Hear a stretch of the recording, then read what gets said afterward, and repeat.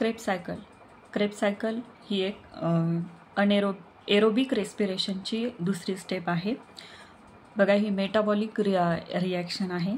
Crab cycle हे नाव ते crab सायकलचं का आहे? कारण सर हन्स क्रेब या सायंटिस्टने ही सायकल डिस्कवर्ड केलेली आहे, ही रिॲक्शन डिस्कवर्ड केलेली आहे, त्यामुळे या सायकलला क्रेब सायकल असं नाव आहे।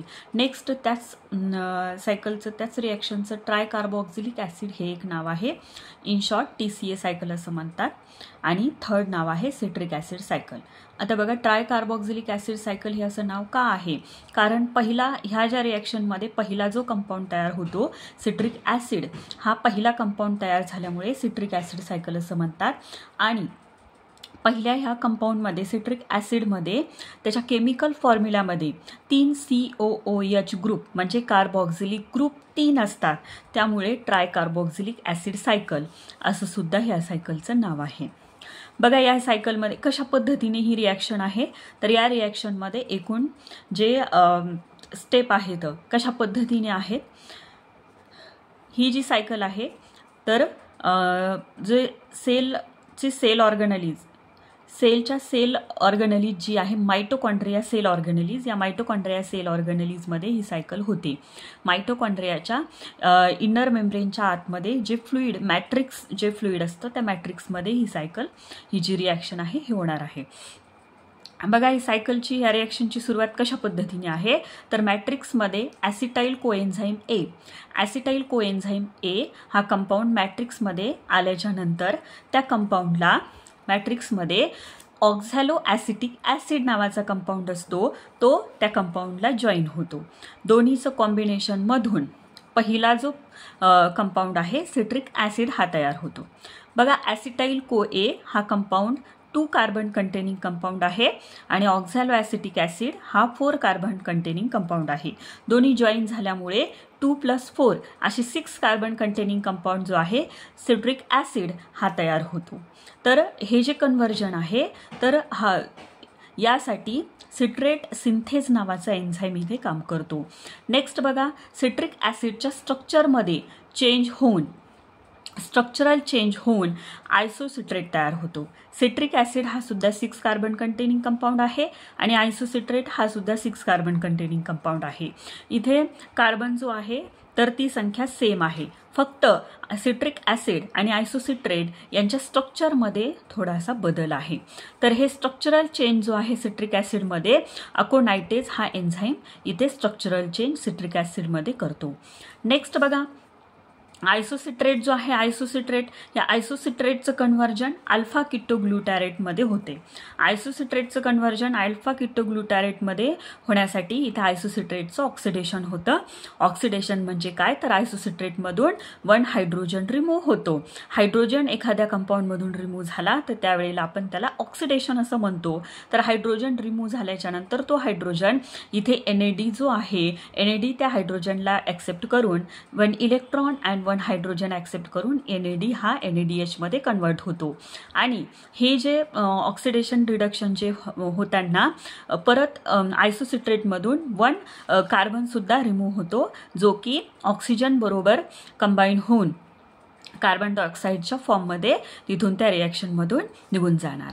नेक्स्ट बघा हा जो कंपाऊंड तयार झाला आहे अल्फा किटोग्लुटॅरेट हा 5 कार्बन कंटेनिंग कंपाऊंड आहे, कारण आयसोसिट्रेट हा 6 कार्बन कंटेनिंग कंपाऊंड होता, पण 1 कार्बन रिमूव्ह झाल्यामुळे 5 carbon containing compound 5 carbon containing compound तयार झालेला आहे अल्फा किटोग्लुटॅरेट।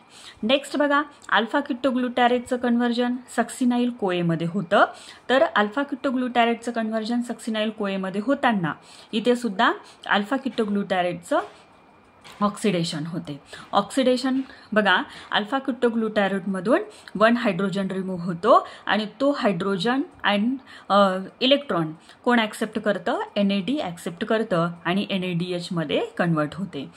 आणि 1 कार्बन सुद्धा तिथे ब्रेक केला जातो अल्फा किटोग्लुटॅरेटचा, जो की कार्बन डायऑक्साईडच्या फॉर्ममध्ये तिथून जाणार आहे निघून। नेक्स्ट बघा आता 1 कार्बन रिमूव्ह झाल्याच्या नंतर 4 कार्बन कंटेनिंग कंपाऊंड तयार झाला सक्सिनाइल कोए। सक्सिनाइल कोए जो आहे, नंतर सक्सिनाइल कोएचं कन्व्हर्जन इथे सक्सिनेटमध्ये होते. सक्सिनाइल कोएचं कन्व्हर्जन सक्सिनेटमध्ये होतं. कोए हा जो आहे, कोए ग्रुप इथून निघून जातो आणि हे जे कन्व्हर्जन होताना जी एनर्जी बाहेर पडते, तर त्या एनर्जी यूज करून GDP जे आहे, 1 इनऑर्गॅनिक फॉस्फेट GDPला जॉईन होतो आणि GDPचं कन्व्हर्जन GTPमध्ये होते.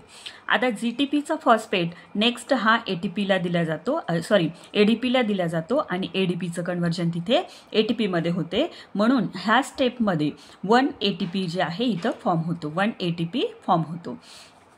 नेक्स्ट बघा, सक्सिनेटचं कन्व्हर्जन फ्युमॅरेटमध्ये होतं. सक्सिनेटचं कन्व्हर्जन फ्युमॅरेटमध्ये, सक्सिनेटसुद्धा 4 कार्बन कंटेनिंग कंपाऊंड आहे आणि फ्युमॅरेटसुद्धा 4 कार्बन कंटेनिंग कंपाऊंड आहे. इथं कार्बन रिमूव्ह केला जाणार नाही, ब्रेक केला जाणार नाही. तर इथे फक्त सक्सिनेटचं ऑक्सिडेशन होते. सक्सिनेटचं ऑक्सिडेशन होतं म्हणजे सक्सिनेटमधून हायड्रोजन रिमूव्ह केला जातो आणि तो हायड्रोजन इथे FAD कंपाऊंड ॲक्सेप्ट करतो आणि हायड्रोजन आणि 1 इलेक्ट्रॉन ॲक्सेप्ट करून तो FADH मध्ये कन्वर्ट होतो. नेक्स्ट बघा, फ्युमॅरेटचं कन्व्हर्जन मॅलेटमध्ये होते. कशा पद्धतीने मॅलेटमध्ये होतं, तर फ्युमॅरेटमध्ये वॉटर मॉलिक्यूल ॲड झाल्यामुळे त्याचं कन्व्हर्जन मॅलेटमध्ये होते आणि मॅलेटचं कन्व्हर्जन शेवटी मग ऑक्झॅलो ॲसिटिक ॲसिडमध्ये होते. तर ऑक्झॅलो ॲसिटिक ॲसिडमध्ये कन्व्हर्जन होताना मॅलेटचं सुद्धा इथे ऑक्सिडेशन होते. मॅलेटचं ऑक्सिडेशन झालं तर मॅलेटमधून 1 हायड्रोजन रिमूव्ह होतो आणि 1 हायड्रोजन रिमूव्ह झाल्यामुळे इथे NAD काय करतो, तर तो हायड्रोजन ॲक्सेप्ट करून NADH मध्ये त्याचं कन्व्हर्जन होते आणि इथे अशा पद्धतीने ऑक्झॅलो ॲसिटिक ॲसिड जे आहे शेवटी इथे तयार होतं. ऑक्झॅलो ॲसिटिक ॲसिड तयार झाल्याच्या नंतर परत मग ही सायकल जी आहे पुन्हा रिपीट स्टार्ट होते, कारण ऑक्झॅलो ॲसिटिक ॲसिड मग नंतर ॲसिटाईल कोएला ॲक्सेप्ट करतो, परत सिट्रिक ॲसिड तयार होते.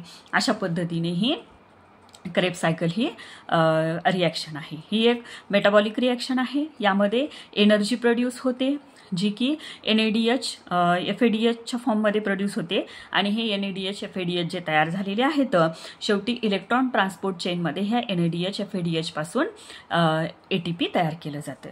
बघा, 1 सायकलमध्ये जर 1 ॲसिटाईल मॉलिक्यूल 1 मॉलिक्यूल ऑफ ॲसिटाईल कोए असेल तर किती NADH आणि FADH तयार होतात, तर बघा 3 NADH 1 FADH and 1 ATP 1 molecule असेल तर तयार होतो.